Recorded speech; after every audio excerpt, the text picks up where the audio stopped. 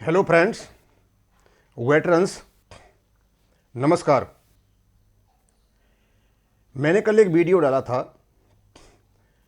और जंतर मंतर पर हुए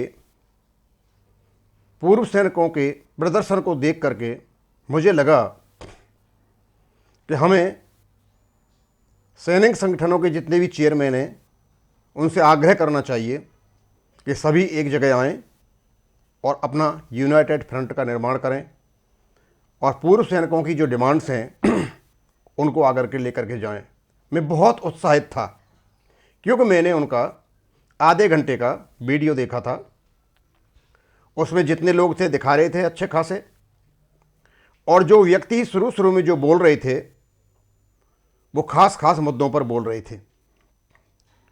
उसके बाद हमने इसको बंद कर दिया और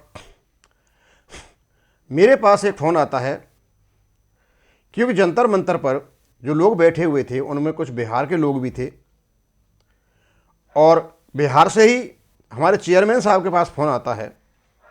कोई जयसिंह नाम का आदमी फ़ोन करता है कि भाई हमारे आदमी वहाँ जो बैठे हुए हैं साहब वो तो पछता रहे हैं जा कर के, क्योंकि वहाँ OROP की कोई बात नहीं हो रही है, वहाँ सिर्फ ऑफिसर्स को गाली दे रहे हैं।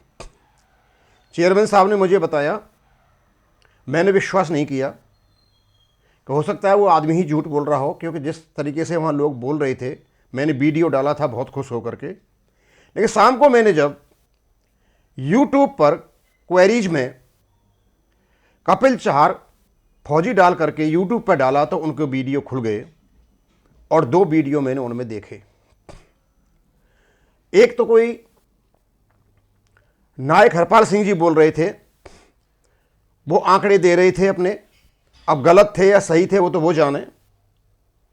ऑफिसर्स के बारे में भी कुछ बोल रहे थे, जैसे आमतौर पर हरियाणा की भाषा है, तू और वगैरह लगा के बोलते हैं वो। लेकिन बोलते बोलते वो एक ऐसे सीन पर पहुंच गए, वहां कह रहे थे जनरल सतवीर सिंह क्या गधा है, गधा ही रहेगा।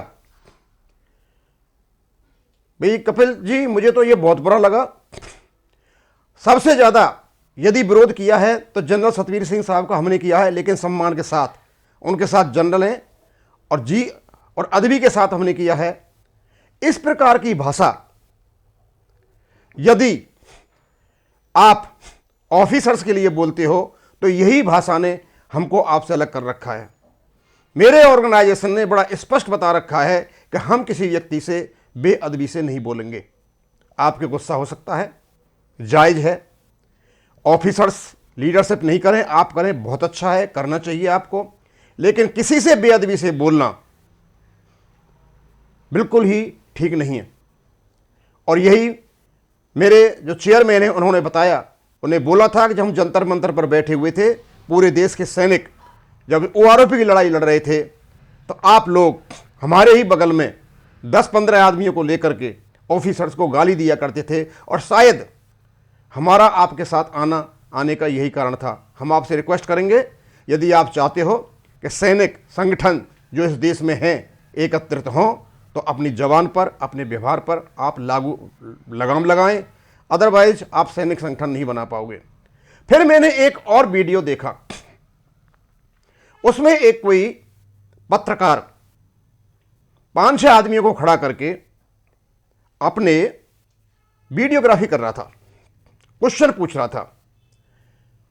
तो वहां देखा कि हमारे आदमी शाम होते होते पॉलिटिकल हो चुके थे। मोदी जी के बारे में भी कुछ उल्टा सीधा बोल रहे थे, कुछ अग्निवीर जो योजना उसके बारे में भी कुछ बोल रहे थे। अब हो सकता है उनकी जो योजना उसका वो हिस्सा हो, बोल सकते हैं, लेकिन एक व्यक्ति शायद अपने को यादव कुछ कह रहा था, बोलता है कि जनरल BP रावत ने मुझे पागल कर दिया और जेल में डाल दिया, और मुझे पेंशन भी जो मिली कोर्ट में केस करके वो भी कपिल जी के माध्यम से मिली। यहां तक तो ठीक है। आगे बोलते हैं कि मेरे को जो दुख दिया उस व्यक्ति ने, जनरल रावत ने, और भगवान के घर देर है अंधेर नहीं, उनके साथ अच्छा हुआ, और यहां तक किसी ने उनको मशक दिया और वो बोलते बोलते बंद हो गए। यानी वो कहना चाह रहे थे कि जनरल CDS रावत का जो हेलीकॉप्टर में क्रैश हुआ था वो जायज था, वो इसलिए हुआ था कि इनको अर्दली की कोई नौकरी कराई थी, अर्दली का काम कराया था, इन्होंने नहीं किया, इनको जेल में डाल दिया, इस प्रकार का वो लांछन लगा रहे थे। मैं तो अचंभित रह गया कि ये यादव नाम का व्यक्ति कपिल जी आपके संगठन में है, ये व्यक्ति पाकिस्तानी है या हिंदुस्तानी है या खालिस्तानी है। इस प्रकार के वाक्य आप जंतर मंतर पर एक पत्रकार के सामने, वीडियोग्राफी के सामने यदि आप रखते हो तो इस सैनिक संगठनों के लिए डूब मरने वाली बात है। जनरल रावत इस देश के एक बहुत ही सम्मानीय CDS थे, एक जनरल थे, वो अपना एक स्थान रखते हैं। जितनी भी पाकिस्तान में जो स्ट्राइक हुई थी उनको वो लीड कर रहे थे। कहना क्या चाहते हो? मतलब जो आज सामंजस्य बना हुआ है जवानों में और ऑफिसरों में, क्या उसको बिगाड़ना चाहते हो? आपके पास लोग क्या इकट्ठे हुए, आपको इतनी ताकत आ गई कि आप कुछ भी बोलोगे? कपिल जी, हम आपसे रिक्वेस्ट करते हैं, यदि आप चाहते हो सैनिक संगठन, यदि आप चाहते हो कि हम सारे जो लोग हैं इकट्ठे हों, तो इस प्रकार की बातों पर अंकुश लगाया जाए। मुझे नहीं लगता कि कोई भी सैनिक संगठन इस देश का जो बना हुआ है सोसाइटी एक्ट के अंतर्गत आपकी इन बातों का समर्थन करेगा। हो सकता है कि मेरा ये वीडियो बन रहा है, लोगों को, कईयों को, ऐसे लोगों को जो इनडिसिप्लिनरी बुरा लगे और उल्टे सीधे कमेंट करें, उसकी मैं चिंता नहीं करता।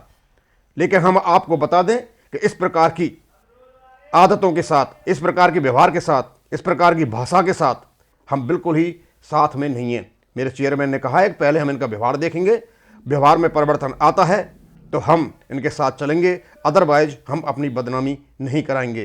क्योंकि और उसके बाद कपिल जी भी बोले थे, मैं देखा था कपिल जी, कपिल जी ने बड़े ही नपे तुले शब्दों में बैलेंस तरीके से बोला, अच्छा बोला। ऐसे ही बोला जाता है, आपके दिल में कुछ भी हो उसको एकदम बाहर नहीं निकाला जाता है। अब जहां तक आप ये जो